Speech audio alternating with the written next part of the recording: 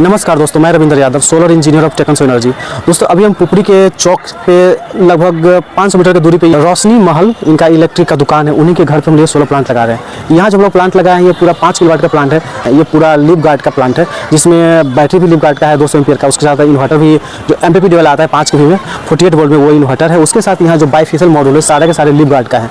ये प्लांट ही lip guard का है, तो ये लगवाए इस पर्पज से कि इनका जो लोड चलना है वो भी फुलफिल हो और ये सिस्टम वर्क कैसे करता है वो भी कस्टमर को इजीली समझा पाए, इस पर्पज से ये लगवाए हैं।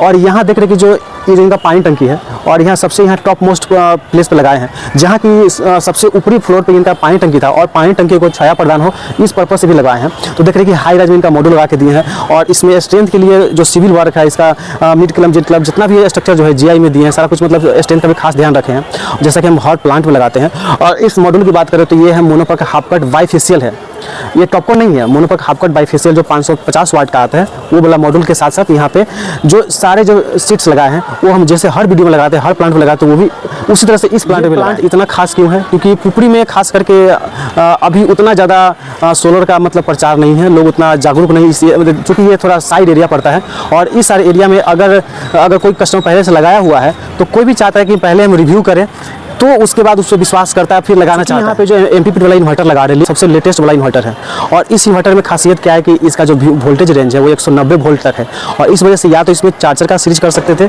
लेकिन चूंकि ये 550 वाट का मतलब मोनोपक हाफ कट बाईफेशियल है तो इसका वोल्टेज थोड़ा ज़्यादा मिलता है। इस वजह से हम लोग यहाँ पे तीन का स्टिंग बना रहे हैं। टोटल यहाँ पे 9 प्लेट लगा रहे हैं, चूँकि जो इन्वर्टर का कैपेसिटी है 5 किलोवाट का सोलर से प्लांट लगा सकते हैं तो यहाँ पे हम लोग वही लगभग 5300 वाट का प्लेटें लगा रहे हैं, जिसमें क्या हम लोग कर रहे हैं कि चूँकि टोटल 9 प्लेट हो रहा है, इसमें 8 प्लेट है, नीचे में 1 प्लेट वहाँ लगेगा, टोटल 9 प्लेट लगेगा। तो हम लोग यहाँ पे इसका जो वायरिंग है वो कैसे कर रहे हैं, तीन का स्टिंग बना रहे हैं, मतलब टोटल 3 स्टिंग बन जाएगा। 6 मॉड्यूल का 1 स्टिंग लेके जा रहे हैं वहाँ पे पैरेलल करके, उसमें 22 एम्पियर का करंट कैरी करेगा और इसमें 12 एम्पियर या 10 एम्पियर का करंट कैरी करेगा।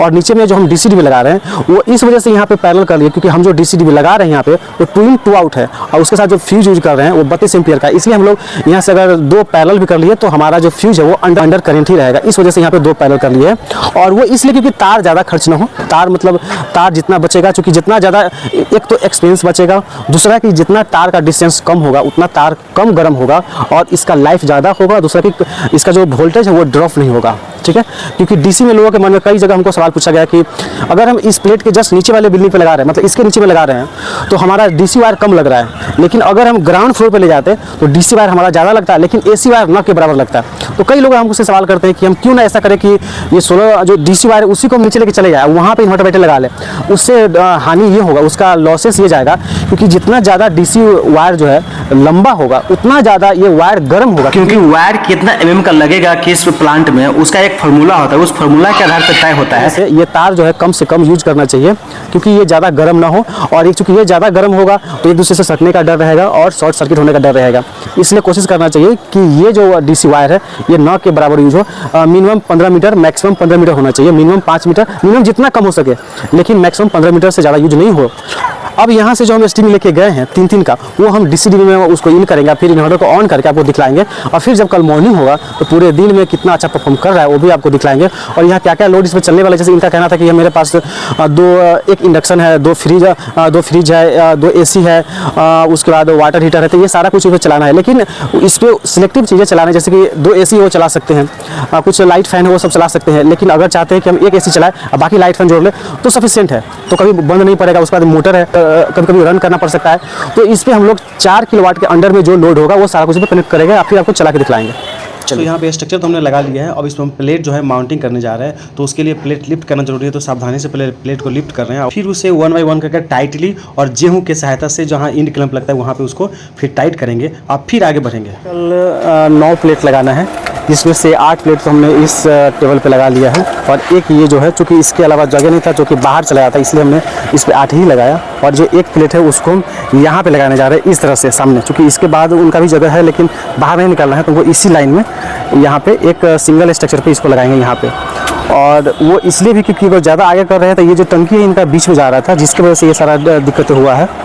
तो क्या किए कि हम टंकी के ऊपर ही लगा दिए हैं और थोड़ा सा आगे जगह दिए हैं ताकि साफ़ सफाई हो जाए, क्योंकि ज़्यादा आगे करते तो साफ सफाई नहीं होता, ज़्यादा पीछे करते तो टंकी हमारा ये लेग का जो जगह है वो डिस्टर्ब कर रहा था, इसकी वजह से इस तरह से लगाए हैं। दूसरा कि यहाँ पे दिए हैं कि जो स्ट्रक्चर है वो तो जनरल करते GI का दिए हैं, उसका नट बोल्ट सारा का सारा GI है। उसके बाद यहाँ जो SS का जो J हुक है वो लगाए हैं साइड में सभी जगह। उसका कारण ये है कि जो साइड में जो जेड क्लैंप है उसका उखड़ने का हमेशा डर रहता है, इसीलिए हम लोग क्या कर रहे हैं कि साइड में एटलीस्ट J हुक जरूर दे देते हैं। ठीक है, देख रहे हैं सब में J हुक लगाए हैं, ताकि अगर वो उसमें कोई दिक्कत नहीं आएगा तो बीच में कभी भी दिक्कत नहीं आता ज़्यादा करके।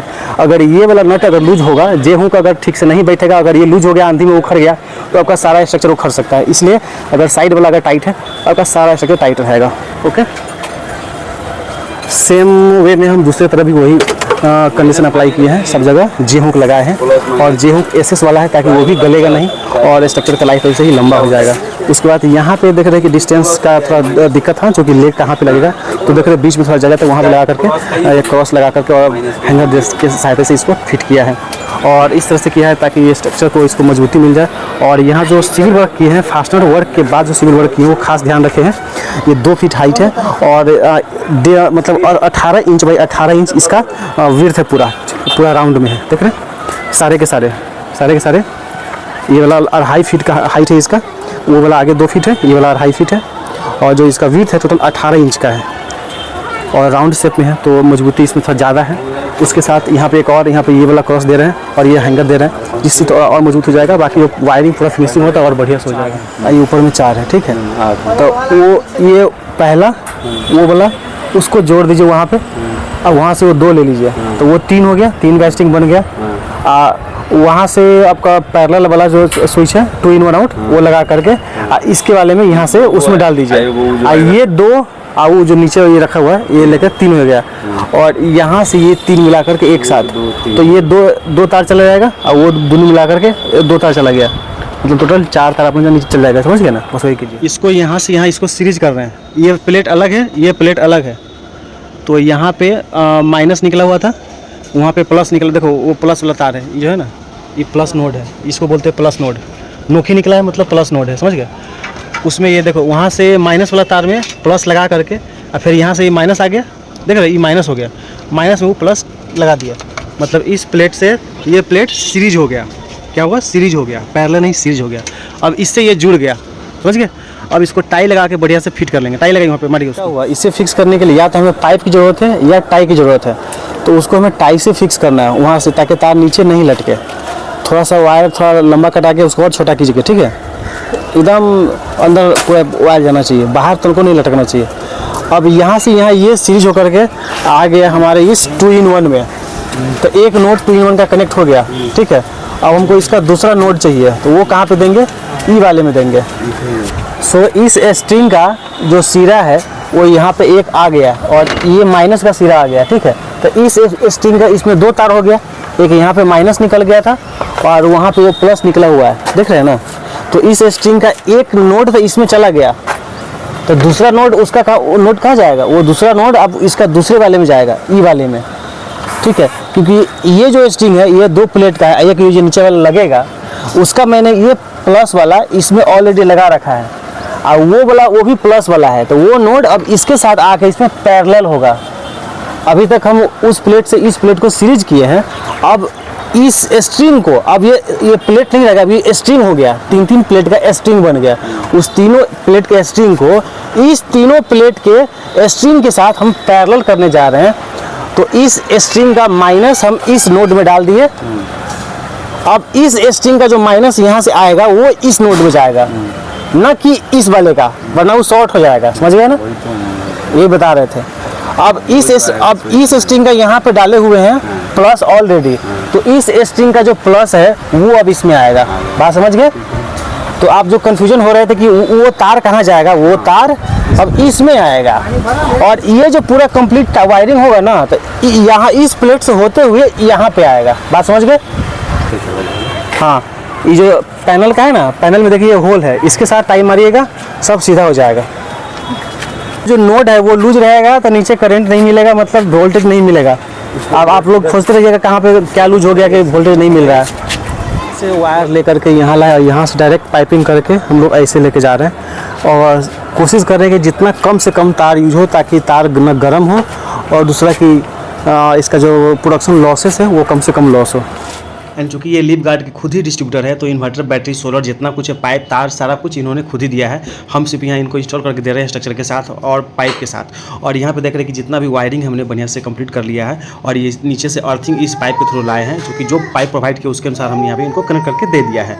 और जो हमने इन्वर्टर लगाया है और सोलर लगाया उसको हमने अब रेडी कर लिया। इनको अब लोड चला के इनको दिखलाना है, जिसपे अभी इन्वर्टर को हमने ऑन कर लिया है और अभी इसमें जो लोड शो कर रहा है, बिकॉज ये इन्वर्टर 5 kVA में आता है, इट मीन्स कि इस पर हम मैक्सिमम 4 किलोवाट का लोड डाल सकते हैं। और अभी यहाँ पे 23 एम्पियर से बैटरी को चार्ज कर रहा है और 55.4 वोल्ट बैटरी को चार्ज कर चुका है। स्विच ऑन है और मेंस कट कर रखा है, क्योंकि गाँव घर में जनरली कस्टमर को ये मन में डाउट होता है कि अगर हम ग्रिड को ऑन कर देंगे तो सोलर से चार्ज न लेकर के खाली ग्रिड से सब कुछ चला के दिखला देंगे और भाग जाएंगे, बोलेंगे कि सोलर चालू है। इसलिए इनके मन में भी डाउट था, चूंकि ये डिस्ट्रीब्यूटर है खुद भी, फिर भी इनको मन में डाउट था, तो ये लोड को मतलब ग्रिड को कट कर लिए हैं और सोलर से इनको पूरा चला के इनको दिखला रहे हैं, मतलब इनको सेटिस्फाई कर रहे हैं। जबकि ये खुद भी डिस्ट्रीब्यूटर है फिर भी इनको मन में डाउट रहता है कि क्या पता है कि ये सोलर काम करता है कि नहीं करता, तो ये इनका डर दूर कर रहे हैं। तो आम लोगों का तो बात ही मत पूछिए, क्योंकि और जगह जहाँ जाते हैं वहाँ भी इस तरह का सवाल किया जाता है। तो इस तरह से उन लोगों के लिए भी ये वीडियो खास है। तो देख रहे हैं कि ग्रिड ऑफ करके इनका सारा लोड चला के दिखला रहा है। सो ये वीडियो कैसा लगा हमें कमेंट जरूर कीजिएगा और यदि आपको पसंद आया हो या आप इंस्टॉल करवाना है तो ये नंबर फ्लैश कर रहा है, इस पर आप हमसे संपर्क कर सकते हैं। यदि वीडियो पसंद आता है